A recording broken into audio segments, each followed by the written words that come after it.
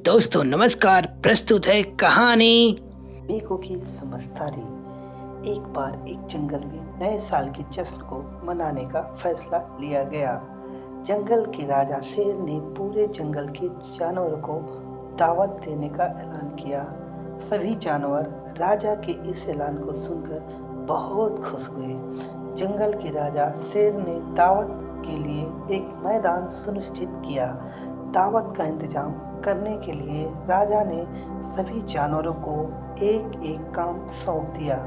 जश्न की तैयारियां बड़े ही जोरों शोरों से चल रही थी। इसी बीच हाथियों के सरदार गजराज और उनके साथियों को दावत के लिए सभी जरूरी सामान का इंतजाम करने की जिम्मेदारी दी गई।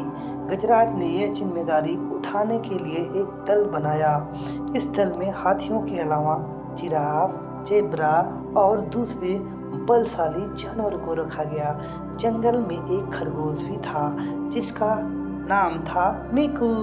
मीकू के छोटे होने के कारण उसे किसी भी काम की जिम्मेदारी नहीं दी गई थी। मीकू का भी इस आयोजन में अपना कुछ योगदान देने का बहुत मन था।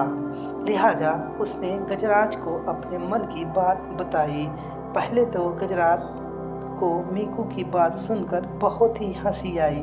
फिर गजराज ने मीकू को समझाया और कहा, तुम दूसरे जानवरों से बहुत छोटे हो, ना तो तुम कोई सामान उठा पाओगे और ना ही दूसरे काम कर पाओगे। लेकिन मीकू ने गजराज की एक ना सुनी। मीकू ने गजराज से कहा, मैं भी आपके साथ रहना चाहता हूँ और इस सामूहिक कार्य में मैं अपना योगदान देना चाहता हूँ। आखिरकार गजराज को मीकू की जिद के सामने घुटने टेकने पड़ गए और उन्होंने मीकू को अपने दल में शामिल कर लिया। लेकिन साथ ही उसे दूर से काम को देखने और पास न आने की सख्त हिदायत भी दे दी। जश्न के दिन गजराज साथियों के साथ मिलकर सारा सामान गाड़ी पर रख और मैदान की ओर निकल पड़े। वे थोड़ी दूर चले ही थे कि अचानक गाड़ी का पहिया टूट गया। गजराज ने गाड़ी में रखा दूसरा पहिया निकाला और टूटे पहियों को खोलकर उसकी जगह दूसरा पहिया लगाने लगे। जैसे ही उन्होंने पहिया खोला और दूसरा पहिया लगाने लगे, तभी वहां से सियारों का झुंड से गुजरा और उनके पैरों से दबकर पहिए के सभी पेच खो गए। गजराज परेशान हो गया।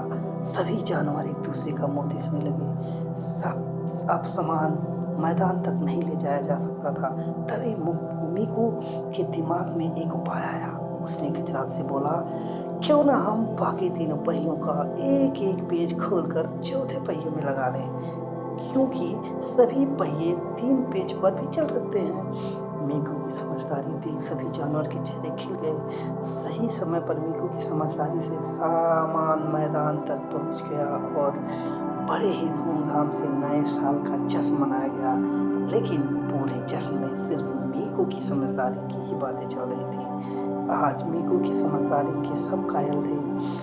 बच्चों, तो कहानी से हमें यह सीख मिलती है कि सही समय पर लिया गया आपका सही फैसला ही आपको सफलता और उपलब्धि दिला सकता है। धन्यवाद।